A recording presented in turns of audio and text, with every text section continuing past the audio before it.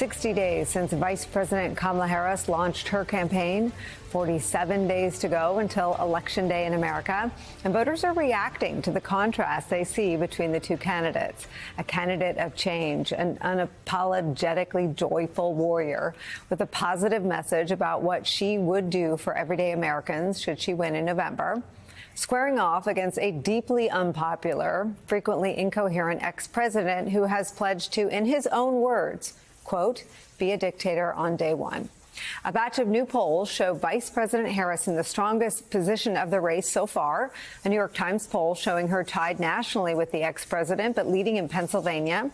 Marist poll showing Vice President Harris ahead in Michigan and Wisconsin. But that's within the margin of error. A Fox News poll shows Vice President Kamala Harris up 2 points nationally over Donald Trump. They are the kinds of numbers that have the Trump campaign. Remember, that's the campaign that told The Atlantic's Tim Alberta about 2 months ago that they were planning to win in a landslide. Now wondering what happened. Here's the ex-president last night. He got out, and they put her in, and she somehow, a woman, somehow she's doing better than he did. What do we do with that? She's somehow a woman doing better than he did. He's shocked. Shocked that a woman could possibly be doing better than a man, than President Joe Biden was. That woman is Kamala Harris. And yes, she is drawing huge crowds, raising massive amounts of money, almost triple the amount Donald Trump has raised last month. She is racking up endorsements that range from Taylor Swift to Billie Eilish to former Republican Vice President Dick Cheney. Kamala Harris has run a campaign that has clearly put Team Trump and Trump himself on their back feet. It's why you see all sorts of desperate attacks on Vice President Harris that say much more about Donald Trump and the people around him than anything else. People like Sarah Huckabee Sanders and her nasty swipe at Kamala Harris for not being capable of humility because she has not given birth. Here's what Second Gentleman Doug Emhoff had to say about that and about Donald Trump. They said that somehow because Cole and Ella aren't Kamala's quote-unquote biological children, that she doesn't have anything in her life to keep her humble. As if keeping women humble, whether you have children or not, is something we should strive for. It is not. But I'll tell you what, going back to that debate, Kamala sure kept Trump humble at that debate, didn't she? Because that's what this is really about.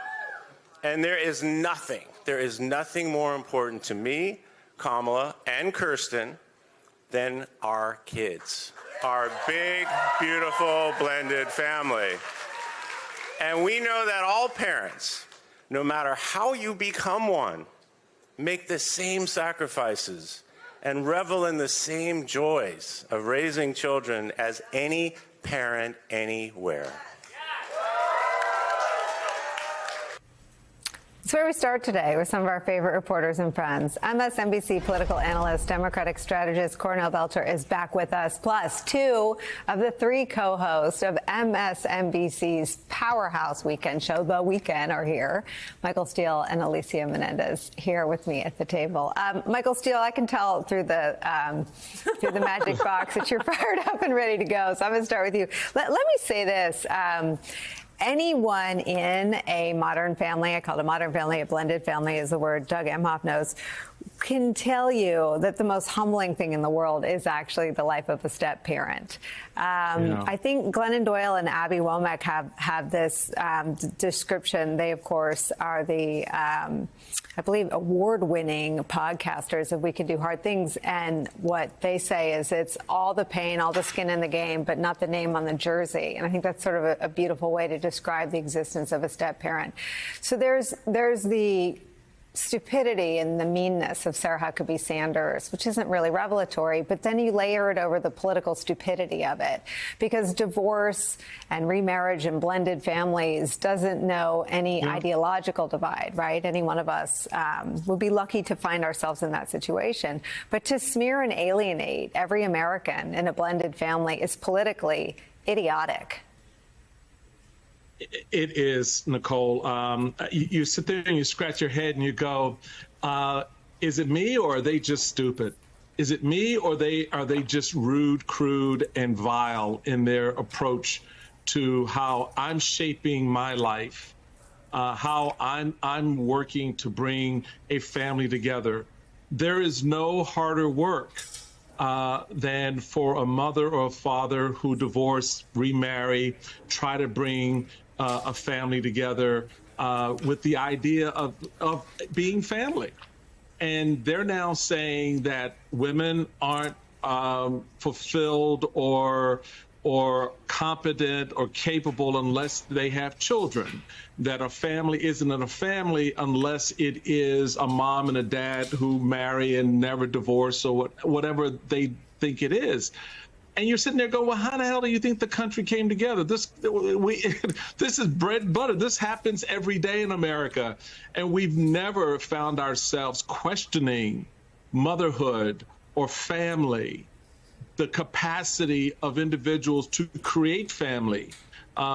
We've gone through these discussions as we dealt with, gay marriage and what that family structure looks like. And America's like, okay, we good, right? It's about how you come together, how you raise those children, how you love them, how you care for them. And even if you don't have children, you're still family as a husband and husband, wife, man and woman, whatever your family is. And I don't need these. I'll be good because it's 4 o'clock in the afternoon. Because he knows I'm watching, Michael. Mommy's watching.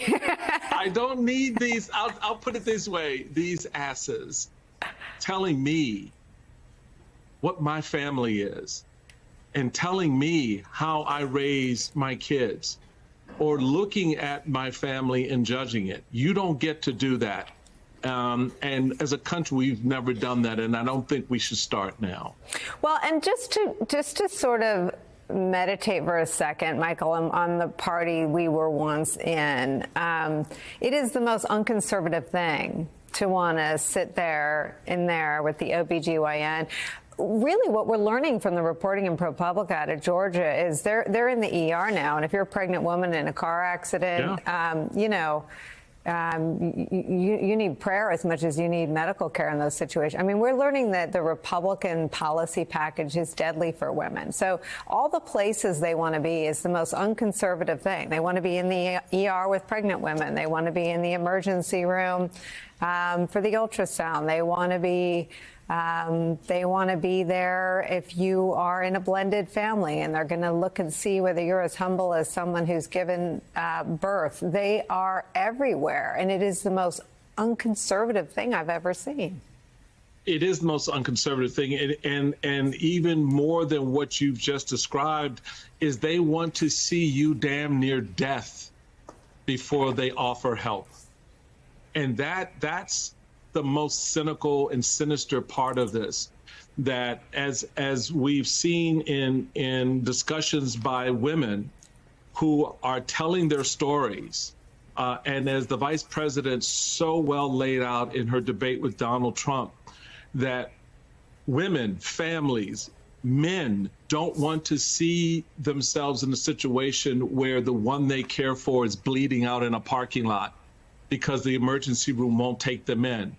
That's the America they're creating for us. And the challenge they now have, and it's coming home to nip a little bit. We see it in various areas around the country, in the battleground states, but across the country, where this storyline is not something Americans want. And it is defining how they're looking at this campaign. And at the end of the day, whether you are a pro-life woman or a pro-choice woman, no matter where your stripe is, you're looking at what the country looks like for your daughter and your granddaughter. and you don't like what you're seeing right now. And that's, I think, where Republicans, and why you're seeing so many of them backstroke, why right now they're stumbling over the IVF legislation, trying to hold the hard line while at the same time recognizing they're losing political ground with the American people. You guys are such co-anchors. I can hear you like you're sitting next to each other. Backup singer, I know. I mean, it's showing up in the polls, but I think if you are part of the pro-democracy coalition who doesn't think being pregnant should be a fatal condition in America, you'd like to see her pull away more. Right. Well, and you also understand the hypocrisy of what they're saying, which is at a time when they are limiting access to IVF, limiting access to the type of reproductive care that is now jeopardizing women's future fertility. What kind of ways are they leaving for American women to have a family to be humble the right way? But it's clear what they're doing here, which is they can't delegitimize Kamala Harris as a candidate. So they're going to try to delegitimize her as a woman. It has sort of a whiff of Donald Trump's racist birther lie that he tried to weaponize against Barack Obama. And I think part of what they're getting wrong is they think that they can drive a wedge between women who have biological children and women who do not, when in reality, one of the few common experiences of being a woman in this country is to have every choice you make deemed wrong. You don't want to have kids, you're wrong. You want to have kids and then you want to go to work, you're wrong. You want to have kids and then you take a break from your career in order to be home with the kids, you're wrong. So they have managed to tap in to one of the central commonalities of women voters in reminding us that Kamala Harris is all of us, because what she has chosen is somehow illegitimate and wrong. And to go to something you and I have talked about a lot is it's not enough for it to be a conversation about and among women. It has to be a conversation that includes men. And so the fact that you have her husband out there on the stump being the one who's actually addressing this reminds American men that this isn't just about the women in your lives. This is also about you and your family being under attack. Well, and